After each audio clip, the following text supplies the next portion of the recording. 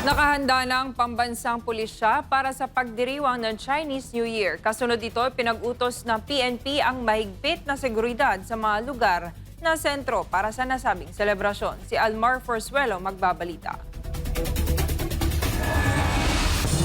Mas pinaigting pa ngayon ng Philippine National Police o PNP ang paglalatag ng seguridad sa Metro Manila at maging sa mga pangunahing lungsod sa buong bansa para sa pagdiriwang ng Chinese New Year. Ayon kay PNP Chief Police General Jose Melencio Nartates Jr., ipinatutupad ng pulisya ang maximum presence posture, lalo na sa Binondo at iba pang matataong lugar para matiyak ang mapayapa at maayos na pagdiriwang. Anya, maglalagay ng mga police assistance desk sa mga lugar malapit sa mga pangunahing templo, commercial centers at mga lugar ng aktibidad para makapagbigay ng agarang responde sa mga emergency at matugunan ang mga alalahanin ng publiko sa mismong lugar.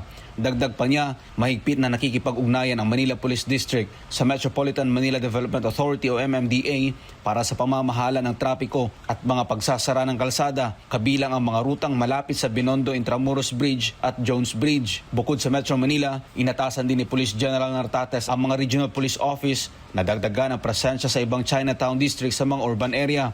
Inatasan na rin ang mga Police Intelligence Unit na bantayan ang mga posibleng banta at mga organisadong grupong kriminal na maaring magsamantala sa malalaking pagtitipon. Samantala, hinikayat ng Police General Nartates ang publiko na manatiling mapagmatsyag at makipagtulungan sa mga otoridad sa pagpapatupad ng hakbang sa seguridad. Para sa Diyos sa Pilipinas, Kumahal Almar Forzuelo, SMNI News.